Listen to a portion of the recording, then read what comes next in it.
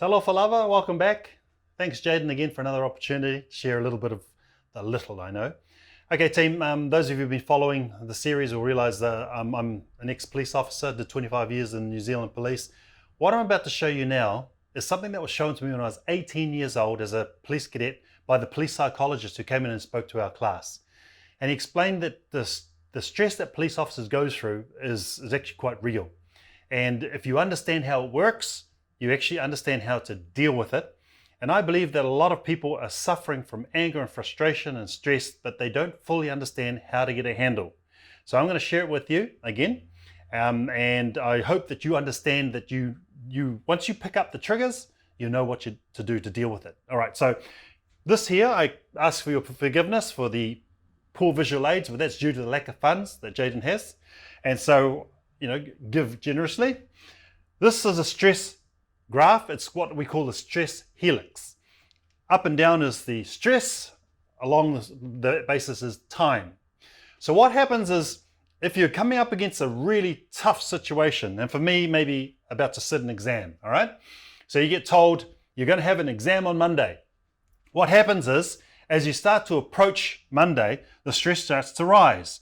It rises up, it rises up, it rises up, and just keeps going, and you're thinking, oh my goodness, how's it going to go? Now, what happens is, you come Monday, you get to school, your normal teacher's not there, so the test has been cancelled. Hip, hip, hooray! Everybody comes back down, but you don't go back to where you started. You actually go down further, and then you come back up. All right?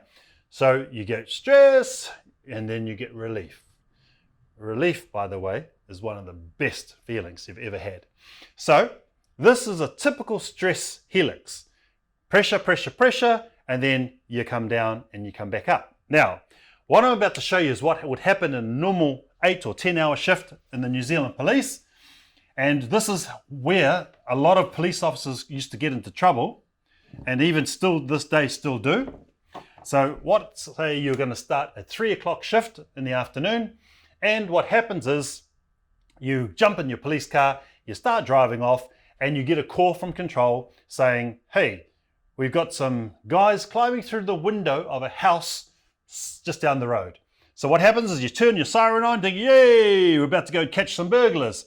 But just before you get there, you get a call saying, sorry, that was just some of the kids that live there. They've left their key inside and they actually live there. The neighbors rung to say, don't worry.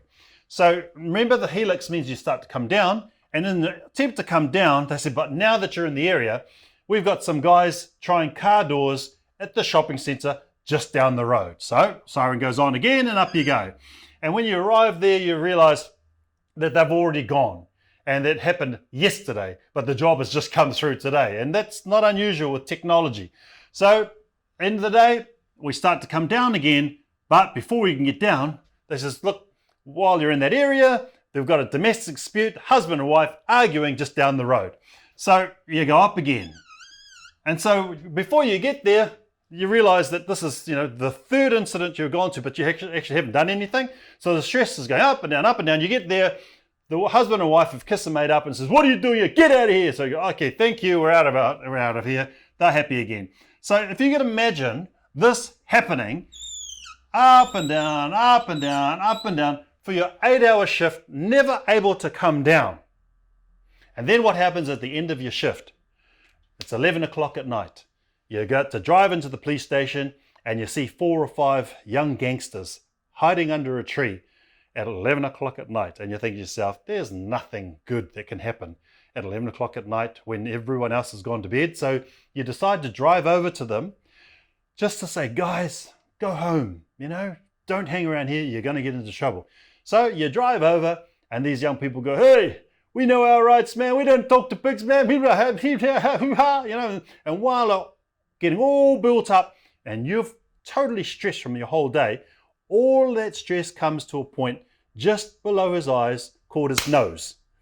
And then they go, you can't hit me, blah, blah, blah, blah. But that's the reason why the cops react that way, because you have no idea what has actually happened right through their day. And it all comes to a point right on that kid's nose, and that's an experience that he's never ever going to forget.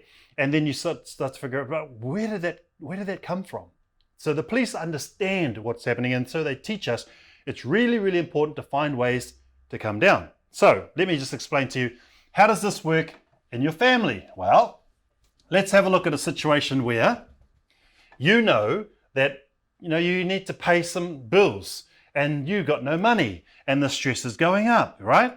And while that's happening, someone in your family is sick, so now you need more money to go to the doctors, and then someone rings up from the other family saying, hey, mum and dad are collecting money, and then the people at the job saying, hey guys, we don't know if we've got enough work to keep you all busy. So in your life, you're just getting pressure after pressure after pressure, and then somebody, your spouse or your child, says something that tips you overboard, and then you respond or react in a way that you wouldn't normally if you weren't so stressed.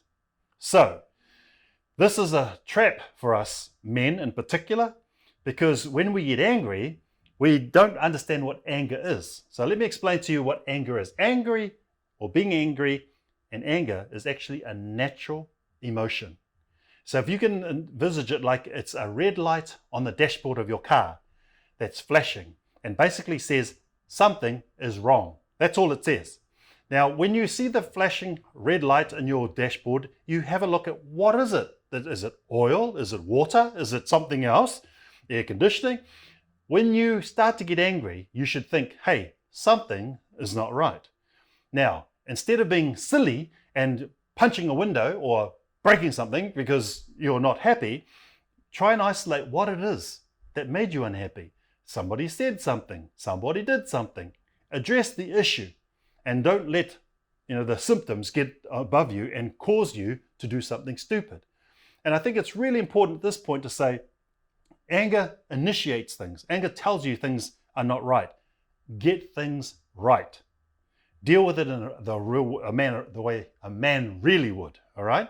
So let me finish by telling you this. In a situation like this, you need to find out what it is. Remember, go back to the one scenario, what it is that actually helps to bring you down. So for some people, stress, read a book, right? Calm down, come back up.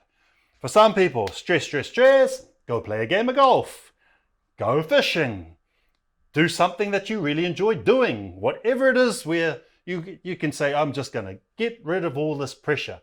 And in that time that you're doing it, think about what it is that is wrong and then address it like an adult, as opposed to throwing a tantrum like a child. Now, let me finish by saying, for men, in a married situation, there are 3 roles that you play. And this comes from the Bible, that Jesus is the good shepherd.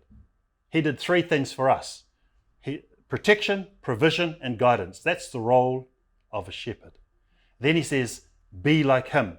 In a family, our role is protection, provision, and guidance. We protect our wives and our kids. We protect and we provide. We're the ones that go to work and bring home the bacon, all right? And then when it comes to wisdom, we're meant to be the ones that can bring something special to the team that says, come on guys, I'll lead us this way. That's the role of a real man. Protection, provision, and guidance. Watch the stress. When you notice you're stressing, find something to bring you down. And wives need to understand that husbands get stressed.